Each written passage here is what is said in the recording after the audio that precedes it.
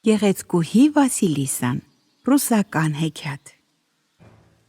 Լինում է չի լինում մի վաճառական, 12 տարվա պսակված է լինում։ Ունենում է միայն մի աղջիկ, անունը գեղեցկուհի Վասիլիսա։ Վասիլիսայի 8 տարին լռացած մերը մեռնում է։ Մեռնելիս աղջիկանը կանչում է և ասում. «Լսիր, Վասիլիսա, միտդ պահիր ու կատարիր իմ վերջին խոսքը։ Ահա ես մեռնում եմ ու իմ մայրական օրհնության հետ էս տիկնիկն եմ թողնում քեզ։ Միշտ մոտդ ու հետդ կպահես էս տիկնիկին, ոչ ոքի ցույց չես տա, իսկ մի ցավ կամ վիշտ ունեցած ժամանակդ կերակուր կտաս իրեն, կկերակրես ու խորհուրդ կհարցնես։ Կուտի ու քեզ կասի, թե ինչ ճար ու հնարանես քո ցավին»։ Ասում է, աղջկան համբուրում ու մեռնում։ Կնոջ մահից հետո, ինչպես սովորություն է, վաճառականը սուգ է պահում, հետո սկսում է մտածել, որ նորից ամուսնանա։ Ու ամուսնանում է մի այրի կնոջ հետ։ Էս այրին էլ ինքը հասակն առած կին է լինում, համարյա թե Վասիլիսային հասակակից էլ 2 աղջիկ է ունենում։ Վասիլիսան իրենց տեղի առաջին գեղեցկուհին է լինում։ Խորթ մերն ու իր աղջիկները նախանձում են նրա գեղեցկության վրա ու շատ բանի դնելով չարչարում են, որ աշխատանքից նիհարի, արևից ու քամուց սևանա, մի խոսքով օր չեն տալիս։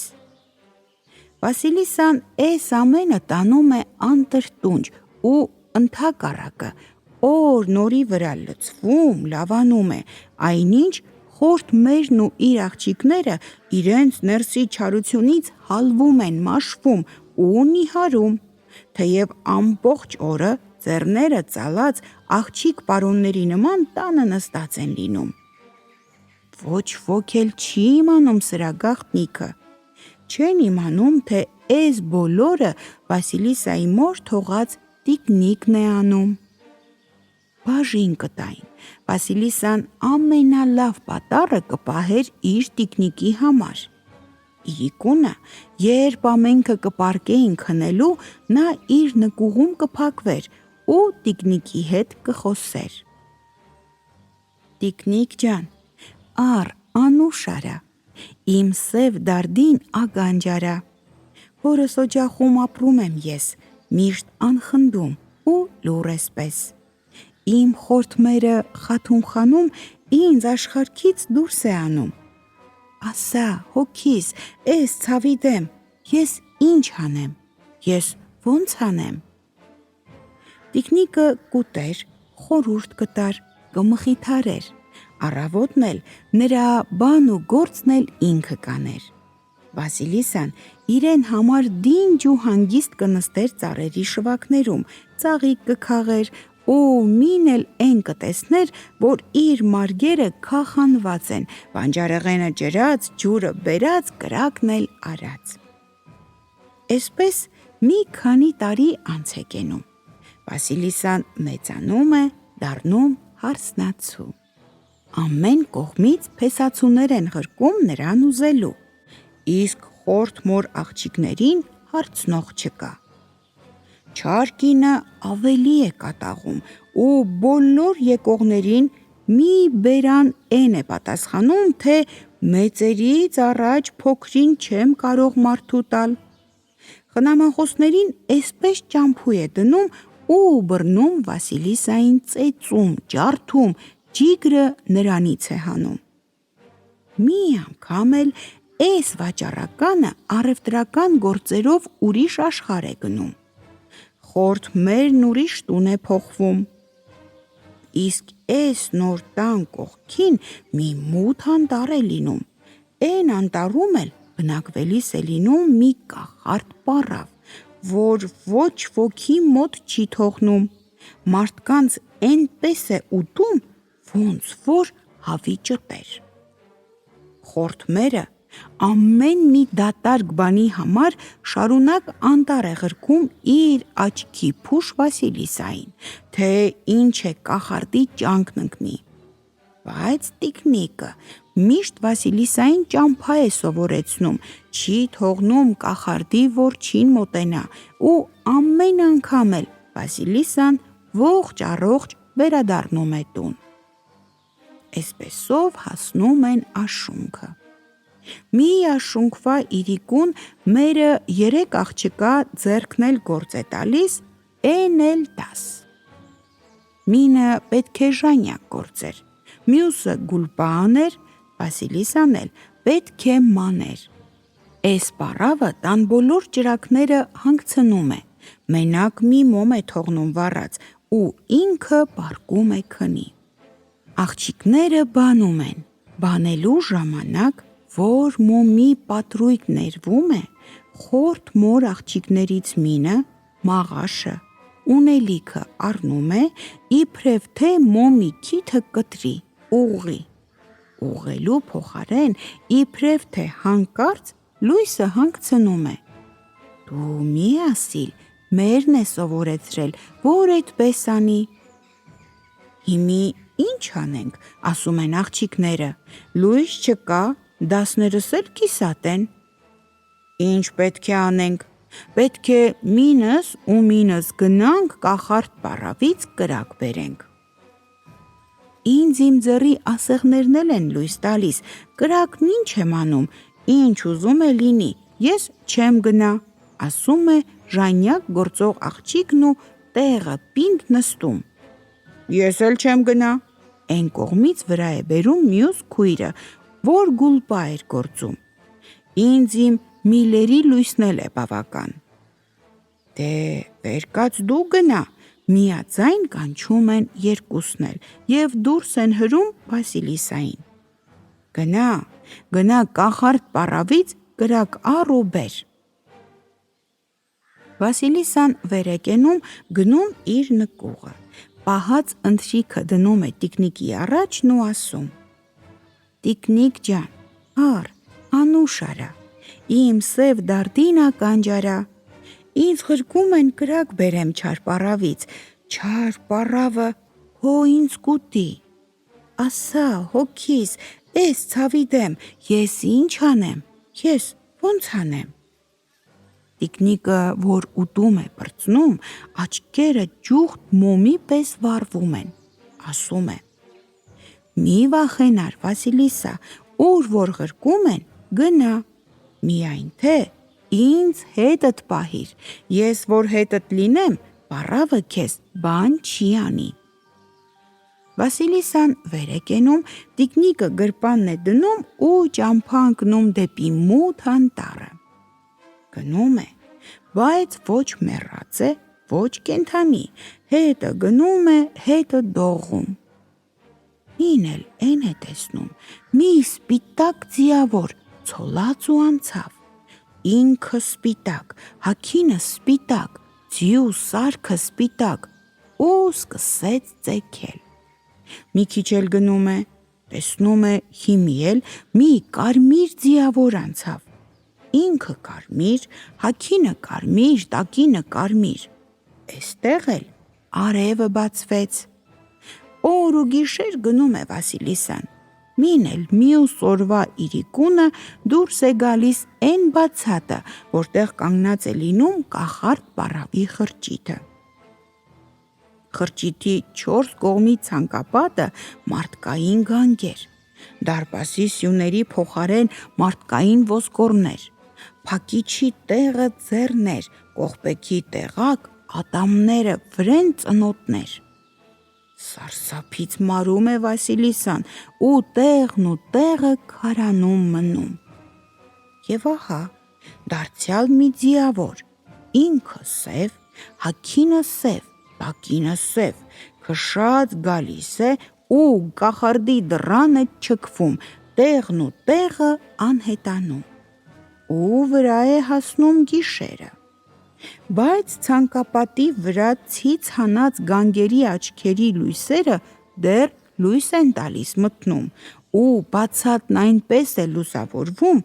ոնց որ թե ցերեկ լիներ։ Վասիլիսան ահից ու սարսափից դողում է, բայց չի իմանում որ կողմը փախչի, մնում է մեխված։ Հանկարծ անտառից մի զարհուրելի աղմուկ է տարածվում, ծառերը ճռճռում են, խաշամը խշխշում։ Դու մի ասիլ, կախարդ պառավն է, անտառից դուրս է գալիս։ Գալիս է սանդի մեջ մտած, թակով թակելով, ջարդելով ու հալածելով, ավլով հետքը սրբելով։ Գալիս է, դռանը կանգնում, 4 կողմի վրա հոտոտում ու իրեն վռնչում։ Թու, մարդահոտ է գալիս, ով կա էստեղ։ Վասիլիսան էն կողմից ահ ու դողով մոտենում է, խորը գլուխ է տալիս ու ասում. Ես եմ, Նանի ջան, իմ խորթմոր աղջիկներն ինձ ղրկել են քեզ մոտ կրակի։ Լավ, ասում է կախարդը, ճանաչում եմ ինչ պտուղներն են, դե ինձ մոտ կացի ու աշխատի, որ ինձ մոտ կենաս աշխատես, կրակ կտամ տանես նրանց համար, թե չէ, քեզ էլ կուտեմ։ Հետո դառնում է իր դարպասին ու ճչում. Հեյ, բացվեցեք, ամուր փակեր, ետ գնացեք, լեն դարպասներ։ Դռները իսկույն բացվում են, կախարդը սուլելով ներս է մտնում, Վասիլիսան ետևից ու բոլորը նորից փակվում են։ Ներս են մտնում, թե չէ, կախարդ պառավը իր թախտի վրա ձգվում է ու Վասիլիսային ասում. Ապա մի էստեղ բեր, կրակի կողքին ինչ որ կա, սոված եմ, ուզում եմ հաց ուտեմ։ Վասիլիսան ցանկապատի գանգերից մարխը վառում է ու իրար ետևից բերում ուտելիքները պառավի առաջը շարում։ Ուտելիքն ենքան է լինում, որ 10 հոգի ուտեին հերիք կաներ։ Ներքնատնից էլ գինի, արաղ է բերում ու պառավը նստում է ընթրիքի։ Բոլորն ուտում է, խմում, Վասիլիսային թերմացքից մի քիչ բան է թողնում ու վռնչալով պառկում է քնի։ Քնելուց առաջ գլուխը վեր է քաշում, Վասիլիսային ասում. Լավ մտիկ արա, հա, առավոտը, որ ես կերթամ, դուռը կսրբես, խրճիթը կավլես, ճաշը կեփես, լվացքը կանես, հետո կերթաս հորից մի թաղար ցորեն կհանես, կընտրես, սև տրիճը կջոկես։ Միայն թե տես, ամեն բան արած լինի էնպես, ինչպես ասում եմ, թե չէ, քեզ կուտեմ։ Պատվիրում է ու քնում։ Վասիլիսան պառավի թերմացքը տանում դնում է իր տիկնիկի առջև, հետն արտասուք է թափում, հետն էլ ասում. Կեր, տիկնիկ ջան, անուշ արա, իմ սև դարդին ականջ արա, չար պառավը իմ ուժից վեր տվել է ինձ ծանր գործեր, անեմ ենքան ես ուժ չունեմ, չանեմ, կուտի, ես ինչ անեմ։ Տիկնիկը պատասխանում է. Մի վախենա, սիրուն Վասիլիսա, հաց կեր, աղոթիր ու քնիր, լույսը կգա, բարին հետը։ Առավոտը ծեքին զարթնում է Վասիլիսան, տեսնում է պառավն արդեն վեր է կացել, լուսամուտից դուրս է նայում ու գանգերի աչքերը հետս հետ է մարում են։ Ահա, ցոլած և սպիտակ ձիավորն ու լույսը բացվեց։ Պառավը դուրս ելավ, սուլեց, հայտնվեց սանդը, թակն ու ոտնավելը, ցոլած կարմիր ձիավորը, արևը ծագեց, ու պառավը մտավ սանդի մեջ, թռավ գնաց, թակով թակելով, ջարդելով, փշրելով ու քշելով, ոտնավելով, հետքը սրբելով ու ավլելով։ Վասիլիսան էլ ետ է մնում սենյակը, ման է գալիս պառավի տանը, աչք է ածում ամեն անկյուն ու մնում է զարմացած ամեն բանի լիության վրա։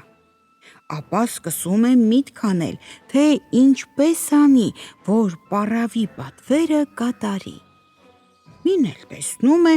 ամեն բան կատարած պատրաստ ու տիկնիկը ցորենի միջի վերջին տրեփուկներն է ճոկում։ Քեզ միայն էն է մնում, որ կերակուրը եփես, Վասիլիսա, ասում է տիկնիկը ու մտնում գրպանը։ Իրիկնադեմին Վասիլիսան սեղանը բաց է անում ու սպասում է պառավին։ Սկսում է մթնաժոռել։ Դարպասի առջև սևին է տալիս սև ձիավորը ու ակնակիր մութը կոխում է գետինը։ Միայն գանգերի աչքերն են, որ վառվում են խավարում։ Ապա անտառը սկսում է ճռճռալ ու խաշամը խշխշալ։ Պառավը գալիս է։ Վասիլիսան դուրս է գալիս դեմը։ Ամեն բան պատրաստ է, թե չէ։ Պատրաստ է, նանի ջան, արի, քո աչքովը տես, պատասխանում է Վասիլիսան։ Պառավը ներս է մտնում, տեսնում ամեն բան պատրաստ ու կատաղում է, որ բարկանալու բան չկա։ Ասում է. «Դե լավ» ու ճչում է. «Իմ ընկերներ, իմ աջ ձեռներ, եկեք, տարեք իմ աղունն աղացեք»։ Էս ձենի վրա 3 ճուղ ձեռներ են հայտնվում, ցորենն առնում տանում են։ Պառավը ուտում է, կշտանում, սկսում է պառկել ու Վասիլիսային նոր հրամաններ է տալիս, ասում է. «Էգուց էլ էն կանես, ինչ որ էսօր արել էիր, ու բացի դրան հորիցը մի թաղար խաշխաշի սերմը կհանես ու հողը գճոկես հատիկ։ Չեմ իմանում, թե ով է հողն ու խաշխաշը իրար խառնել»։ Ասում է, երեսը պատին անում ու խռմփացնում։ Վասիլիսան գնում է դարձյալ տիկնիկին ուտեցնում ու հարցնում. «Աղոթիր ու քնիր, Վասիլիսա», պատասխանում է տիկնիկը։ «Լույսը կգա, բարին հետը, ամեն բան պատրաստ կլինի վաղը»։ Առավոտն էլ ետ իր սանդն է մտնում պառավն ու գնում, իսկ Վասիլիսան իր տիկնիկի հետ ամեն բան անում են վերջացնում։ Պառավը իրիկունը վերադառնում է, մտիկ է տալիս ու կանչում. «Իմ աջ ձեռներ, իմ ընկերներ, եկեք, տարեք խաշխաշից յուղ հանեք ինձ համար»։ Իսկույն հայտնվում են 3 ճուղ ձեռներ, խաշխաշն առնում են ու տանում։ Ապա պառավը ընթրիքի է նստում, իսկ Վասիլիսան լուռ կանգնած է առաջին։ «Ինչու չես խոսում», հարցնում է կախարդը։ «Էնպես լուռ ու մունջ կանգնել ես, կարծես թե բերանումդ լեզու չկա»։ «Չեմ համարձակվում խոսեմ, նանի ջան», պատասխանում է Վասիլիսան։ «Իսկ եթե դու հրաման ես տալիս խոսելու, մի բան կհարցնեմ»։ «Հարցրու, միայն թե իմացած եղիր, լավ չի, որ ամեն բան իմանաս, շատ իմանաս, շուտ կպառավես»։ Ես էն էի ուզում քեզ հարցնեմ, նանի ջան, ինչ որ աչքով տեսել եմ։ Էստեղ գալիս ճամփին մի ձիավոր ընկավ աչքովս, ինքը սպիտակ, հագինը սպիտակ, տակինը սպիտակ։ Էն ով է էն ձիավորը, նանի ջան։ «Էն իմ պայծառորն է», պատասխանում է կախարդը։ Հետո տեսա մի ուրիշ ձիավոր, ինքը կարմիր, հագինը կարմիր, տակինը կարմիր։ Բա էն ով է։ «Էն էլ իմ կարմիր արևն է»։ Իսկ էն ձիավորն ով է, որ քո դարպասի դռանը վրա հասավ, ինքը սև, հագինը սև, տակինը սև։ Էն էլ իմ մութ գիշերն է, երեքն էլ իմ հավատարիմ ծառաներն են։ Վասիլիսան էստեղ հիշում է 3 ջուղ ձեռները ու լռում։ Էլ ինչու չես բան հարցնում։ Էս էլ հերիք էր, նանի ջան։ Չէ, դու ինքդ ասիր, թե որ շատ իմանամ, շուտ կպառավեմ։ Լավ ես անում, լավ, որ են ես հարցնում, ինչ որ դուրսն ես տեսել, են չես հարցնում, ինչ որ ներսն ես տեսել։ Ես չեմ սիրում, որ իմ տան աղբն ու կեղտը դուրս են հանում ու շատ հետաքրքրասերներին ուտում եմ։ Դե կաց, հիմի էլ ես քեզ հարցմունք անեմ։ Դու էդ ինչպես ես կարողանում անել ու հասցնել այսքան գործը, որ ես քեզ հանձնարարում եմ։ Իմ մոր օրհնանքն է ինձ օգնում, նանի ջան, պատասխանում է Վասիլիսան։ Ոնց թե, դու օրհնած ես, հա։ Դե էստեղից դուրս գնա, կորի դու օրհնված աղջիկ, օրհնվածներն ինձ պետք չեն էստեղ։ Ասում է ու խրճիթից դուրս քաշում, դարպասից դուրս հանում, ցանկապատի վրա վառվող աչքերով գանգերից մեկն էլ մի ձողի ծեր է անցկացնում ձեռը տալիս, թե էս էլ քեզ կրակ, քո խորթմոր ու իր աղջիկների համար, չէ որ նրանք քեզ կրակի են ղրկել ինձ մոտ, որ իրենց համար կրակ տանես։ Ու վազում է Վասիլիսան, վազում է դեպի տուն, ձեռքի գանգը ճամփին լույս է տալիս, մինչև ծեքը և ծեքին հանգչում։ Մյուս օրը իրիկունը վերջապես տուն է հասնում, որ հասնում է, ուզում է ձեռքի գանգը դեն գցի, մտքումն ասում է. մինչև հիմի երևի արդեն կրակը կլինեն արած, էս մտքի մեջ մին էլ հանկարծ գանգից մի խուլձեն է գալիս։ Ինձ դեն մի գցիլ, տար քո խորթ մոր մոտ։ Տանն էլ մտիկ է տալիս, տեսնում է մութը, կրակ չի երևում, գանգը հետը ներս է տանում։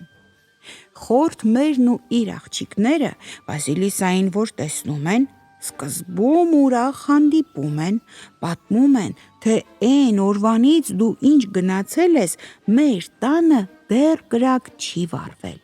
մենք չենք կարողացել կրակ անենք, հարևաններից էլ ինչքան բերել ենք, տուն ենք հասցրել, թե չէ, հանգել է։ Հիմի քո կրակը վառ կմնա, ասում է խորթ մերը։ Գանգը ներս են տանում, թե չէ, աչքերն էնպես է նայում խորթ մորն ու իր աղջիկներին, որ էրում են, կրակում։ Ուզում են թաքնվեն, բայց ուր թաքնվում են, աչքերը ամեն տեղ հետևում ու նայում են նրանց, կրակում են նրանց։ Ու լուսադեմին խորթ մերն ու իր աղջիկները արդեն վառվել էին, ածուխ էին կտրել, միայն Վասիլիսան էր, որ ոչինչ չէր պատահել։ Առավոտը Վասիլիսան գանգը հողում թաղում է, տան դուռը ամուր կողպում, ինքը գնում է քաղաք, մի անորդի պառավի խնդրում է, որ մոտը մնա, մինչև իրեն հերը օտարությունից գա։ Պառավը սիրով ընդունում է իր աղջկա նման, Վասիլիսան էլ նրան սիրում, պատվում է իր մոր պես, մոտը ապրում է ու սպասում։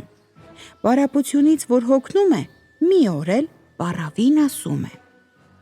Էսպես պարապ-սարապ նստելուց հոգնել եմ, նանի ջան, ինչ կլինի, գնաս վուշ առնես բերես, մանած անեմ։ Պառավը գնում է, վուշ է առնում ու բերում, Վասիլիսան նստում է, մանած անում, էնքան բարակ ու նուրբ, ոնց որ մազ։ Մանածն անում է պրծնում, հիմի պետք է գործի, բայց էն տեսակ տորք չի գտնվում, որ էն մանածին գա, ոչով էլ չի կարողանում շինի։ Վասիլիսան էլ ետ իր տիկնիկին է խնդրում, տիկնիկն ասում է. գնա ինձ համար մի հին տորք բեր ու մի մաքուկ, մին էլ մի քիչ ձի ու ձար, ես քեզ համար ամեն բան կշինեմ։ Վասիլիսան գնում է, գտնում ինչ որ հարկավոր է, տալիս է տիկնիկին ու ինքը քնում։ Առավոտը վեր է կենում, տեսնում տիկնիկը մի հիանալի տորք է շինել։ Վասիլիսան կտավը հինում է, նստում գործում ու ձմեռվա վերջը արդեն պատրաստ է լինում մի կտավ, որ ասեղի ծակով նանց կկենար։ Գարունքը կտավը ջերմակացնում են ու Վասիլիսան պարավին ասում է. «Նանի ջան, տար ես կտավը ծախի, փողը բեր, քեզ լինի»։ Պարավը կտավին մտիկ է անում, մնում է բերանը բաց։ Ասում է. «Աղջիկ ջան, էս կտավը թագավորին վայել կտավ է, արի տանեմ պալատը տեսնեմ»։ Էս կտավն առնում է պարավը ու գնում թագավորի պալատի մոտերքը պտտվում։ Թագավորը նկատում է, որ մի պարավ իր պալատի մոտերքը պտտվում է։ Ասում է. «Ինչ ես ուզում այն անի»։ Պարավը թե. «Թագավորն ապրած կենա, ես քեզ վայել մի էն տեսակ ապրանք եմ բերել, որ ուզում եմ դու տեսնես»։ Թագավորը հրամայում է պարավին ներս բերեն։ Պարավին, որ ներս են բերում, թագավորը կտավը տեսնում է, էստեղ էլ սրա բերանն է բաց մնում։ Ասում է. «Ինչ է սրա գինը այն անի»։ Թե սրան գին չունի, թագավորն ապրած կենա, քեզ նվեր եմ բերել։ Թագավորը շնորհակալություն է հայտնում, ինքն էլ իր կողմից պարավին է նվեր տալիս ու արձակում։ Ուզում են էս կտավիցը թագավորի համար շապիկ կարեն, բերում են ձևում, բայց էնպես կարող չեն գտնում, որ կարի։ Ման են գալիս, ման, վերջը թագավորն էլ ետ են պարավին է կանչում, թե այն անի։ Ոնց որ էս կտավը գործել ես, էնպես էլ պետք է կարես, թե չէ ուրիշ կարող չկա։ Պարավն ասում է. «Թագավորն ապրած կենա, ոչ ես եմ մանել ու գործել ես կտավը, ոչ էլ ես կարող եմ կարել։ Մի որդեգրուհի ունեմ տանը,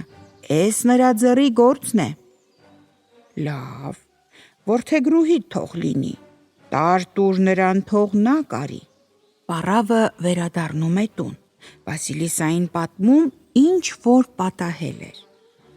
Ես էլ գիտեի, որ էս գործը վերջը ինձ էր հասնելու, ասում է Վասիլիսան։ Փակվում է իր սենյակում ու սկսում է կարել։ Գիշերը ցերեկ է անում, կարում պատրաստում, տալիս է պարավին, թե դե տար տուր թագավորին։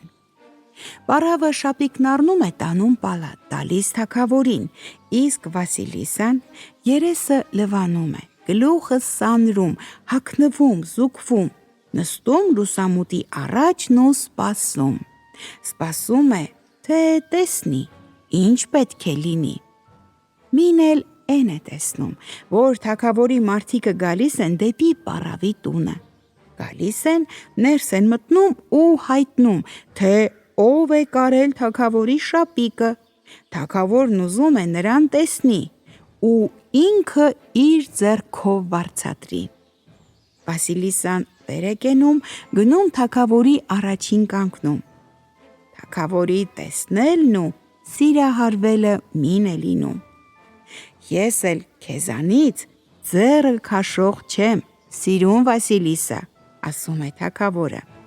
Էսօրվանից դու իմն ես, ես էլ քոնը։ Էսօրվանից իմ կյանքի ընկերն ու իմ աշխարհի թագուհին ես դու։ Ասում է, ձեռիցը բռնում, բարձրացնում, նստեցնում իր կողքին ու սկսում է հարսանիքը։ Վասիլիսայի հերն էլ վրա է հասնում, աղջկա բախտավորությունը, որ տեսնում է, ուրախանում, աշխարհքով մին է լինում ու էն մնալն է, որ մնում է աղջկա մոտ։